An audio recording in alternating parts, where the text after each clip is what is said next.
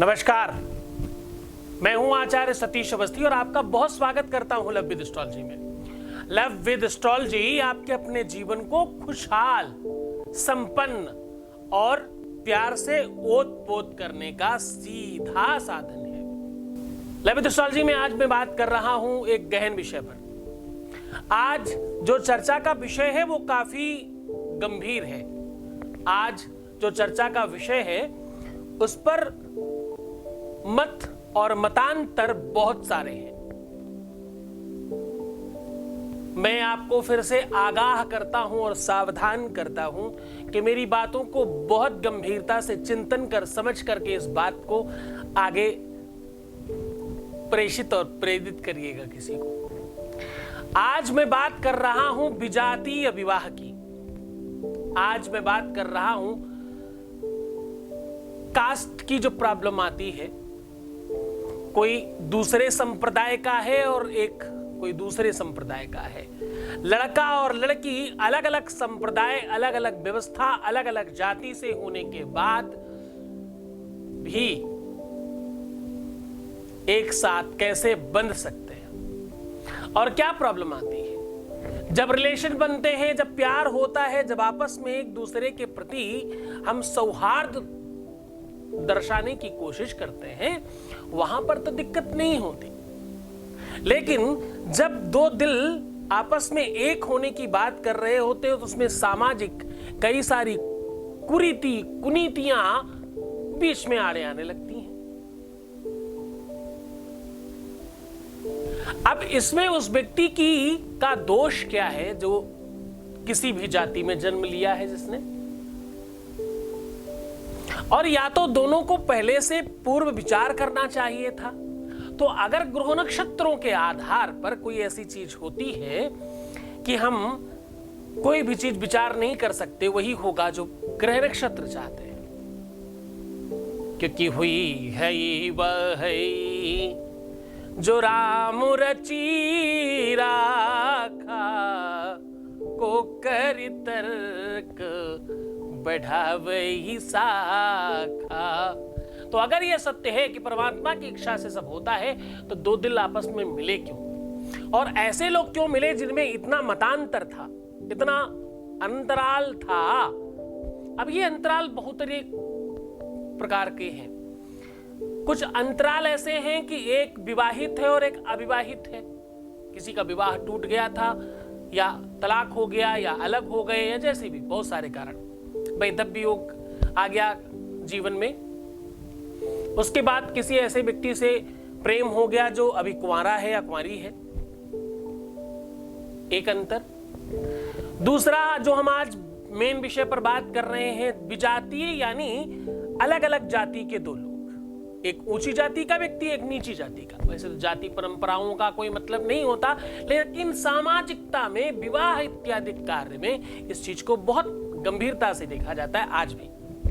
तो आज उस कुरीति को पुरजोर तरीके से आपके सामने पूरे रिसर्च के साथ आपके सामने प्रस्तुत कर रहा हूं। इस पर पूरी की पूरी चर्चा करूंगा और आगे का जो भी मत होगा वो आपका अपना इंडिविजुअल होगा। आपके साथ सब कुछ छोड़ करके जाएंगे हम। बहुत ध्यान से सुनिएगा, आज का विषय बहुत गंभीर और बहुत महत्वपूर्ण है।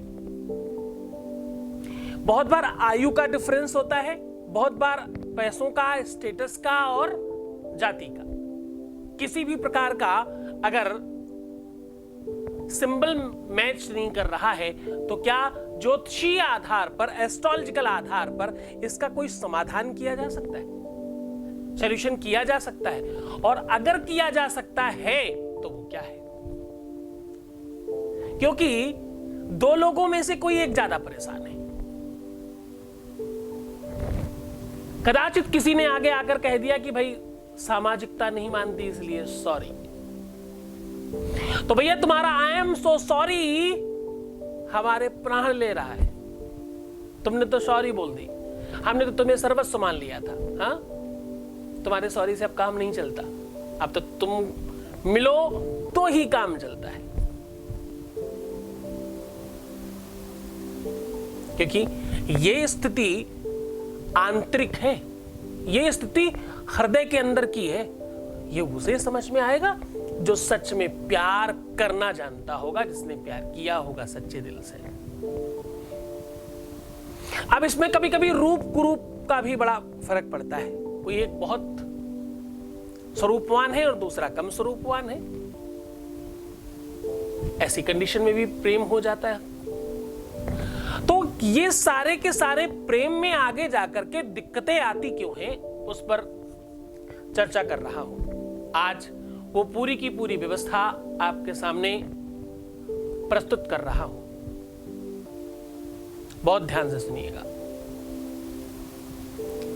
कई बार लोग एक चौपाई का उदाहरण देते हैं, उस चौपाई का मतलब वैसे अलग है और बताया कुछ और दादा है। क्या बोलते हैं पता है? कहते हैं कि ढोल गंवार, क्या कहते हैं कि ढोल गंवार शूद्र पशु नारी सकल ताड़ना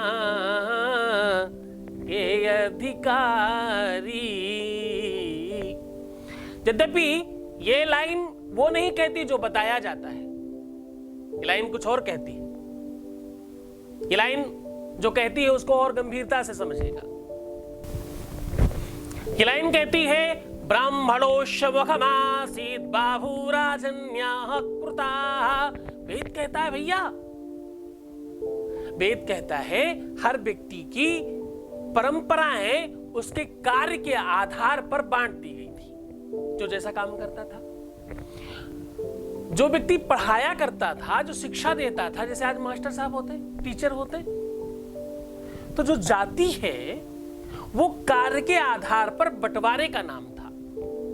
उसको हमने स्टैंप मान लिया। ये सही नहीं है, ये गलत बात है।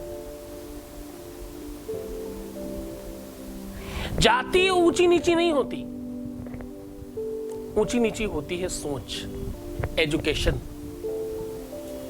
समझदारी, नॉलेज। कितने सारे ऐसे लोग हैं जो बहुत ऊंचे कुल में होने के बावजूद भी भगवान का नाम शायद ही कभी लेते होंगे, शायद ही कोई सत्कर्म करते होंगे। हाँ? कितने ऐसे सामान्य लोग हैं जो भगवान के प्रति बड़े निष्ठावान होते हैं, बड़े श्रद्धालु होते हैं। तो खैर, इस बारी चर्चा को हम फिर कभी लंबा खींचेंगे। पहले हम शॉर्टकट आकर के अपने विषय पर वापस आते हैं। आज मैं बात कर रहा हूं विजातीय और कुजातीय विवाह पर। एक हमारे मिलने वाले बहुत अच्छे मित्र हैं, उन्होंने एक बार मुझे कहा कि भाई थोड़ा गंभीरता से सुनना, बहुत बहुत बहुत गंभीर विषय है। मैं बार बार इसलिए कह रहा हूं क्योंकि ये आघात करा सकता है किसी के हृदय में, ये बात किसी को चुभ सकती है, किसी को परेशान कर सकती है। इसलिए बार बार आगाह कर रहा हूं, बहुत सावधानी से सुनना, बहुत बहुत सावधान रहना। एक हमारे मित्र हैं, उन्होंने कहा भाई हम अपने घरों में जो कुत्ता पालते हैं वो भी ब्रीड देख के पालते हैं। ब्रीड मतलब जाति। तो दामाद हम बिना जाति के कैसे ले आए? बात तो कुछ हद तक ठीक थी। फिर मेरा रिसर्च आगे बढ़ा, फिर मैंने कुछ शोध किया उस बात पर। चूंकि मैं उस समय स्तब्ध रह गया, मौन हो गया कि बात तो जायज है। और ये बात इसलिए उनकी मैं सुनकर के स्तब्ध रह गया क्योंकि जो लड़की थी वो हिंदू के साथ साथ ब्राह्मण कुल की थी। जो लड़का था वो हिंदू ना होकर के सीधा अलग संप्रदाय का था, यानी नॉन हिंदू था, इस्लामिक पद्धतियों को मानने वाला एक मुस्लिम था वो। अब ये बड़ी असमंजसता सामने कि भाई आप पूजा पाठ करके अपना काम चलाते हो, आपके घर में जब भी कोई काम होता है तो आप आरती जलाते हो, पूजा करते हो, पुष्प चढ़ाते हो, मिठाई खिलाते हो और एक दूसरे के गले लगते हो और सौहार्द का वातावरण बनाते हो। आपके सारे के सारे त्योहार आनंद बढ़ाने के लिए होते हैं।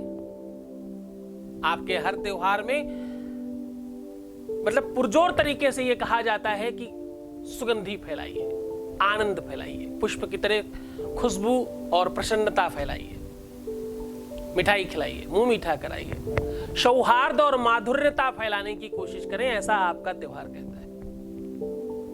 वहीं दूसरा, जो नॉन हिंदू लोग हैं, खासतौर से जो इस्लामिक पद्धतियों को मानने वाले जो इस्लाम है, उनको यह सिखाया जाता है कि भाई बकरीद में किसी को मार दो। यद्यप उनका अपना तर्क है, उस पर हम नहीं जाते। फिर मुहर्रम इत्यादि में खुद को पीटो, खुद को मारो, हाय हुसैन हम न थे। तो विषय किसी के धर्म संप्रदाय को ऊंचा नीचा करने का नहीं है। मैं फिर से हाथ जोड़ता हूं, ये किसी की बात बता रहा हूं जिन्होंने मुझे जैसा बताया कि कुत्ता और ब्रीड, वो जो बात है उसी को कंप्लीट कर रहा हूं। तो विषय कहीं तक बहुत गंभीर था और मुझे सोचना पड़ा उस समय।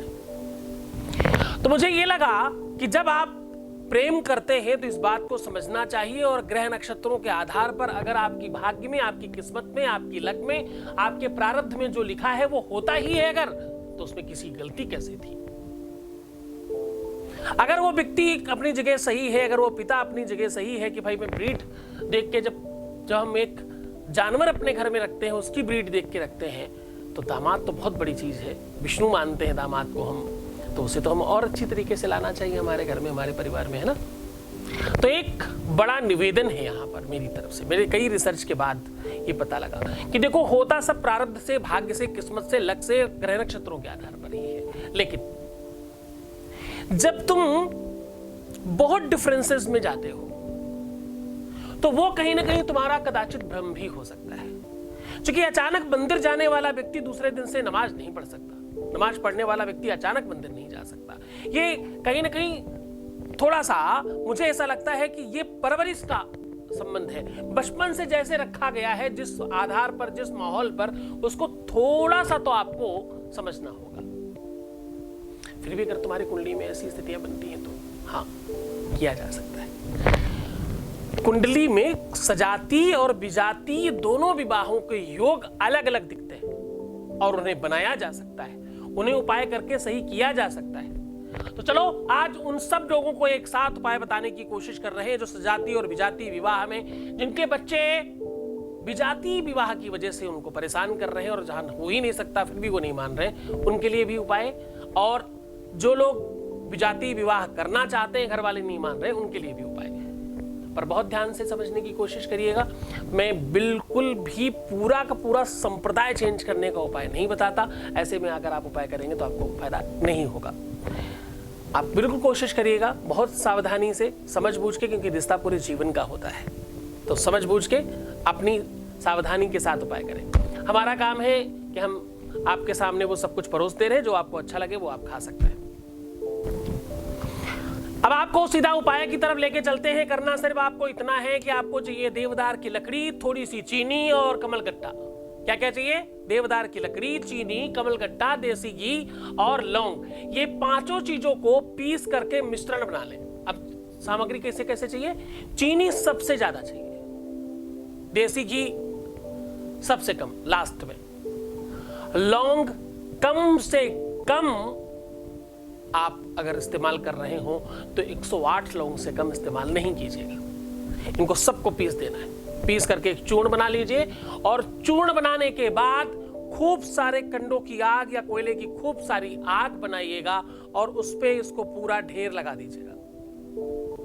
ढेर लगाने के पश्चात आपको करना यह होगा कि केले के पत्ते पर आप अपनी पूरी की पूरी मनोरथ, पूरा का पूरा जो भी आपकी इच्छा है, जो भी आपकी मनसा है, वो पूरा का पूरा उस पर लिखिएगा। लिखने के बाद वो जो धुआं उठेगा सुलगने के बाद, क्योंकि जब आप उस आग पर वो सामग्री पूरी रखेंगे तो उससे बहुत सारा धुआं उठेगा, उस धुएं में उसको केले के पत्ते को दिखाना है।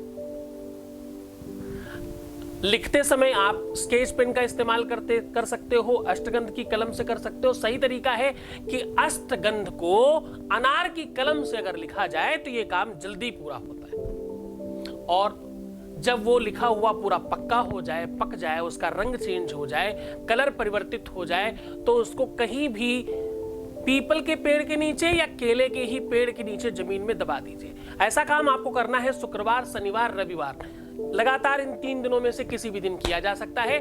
सायंकालीन सूर्यास्त के पहले, प्रातःकाल सूर्योदय के बाद, पूरे दिन कभी भी इस उपाय को किया जा सकता है। पूरे मन से, पूरी श्रद्धा, पूरे विश्वास के साथ करिएगा। परमात्मा आपको सच में मदद करे और आपके जीवन में बहुत सारा प्यार आए।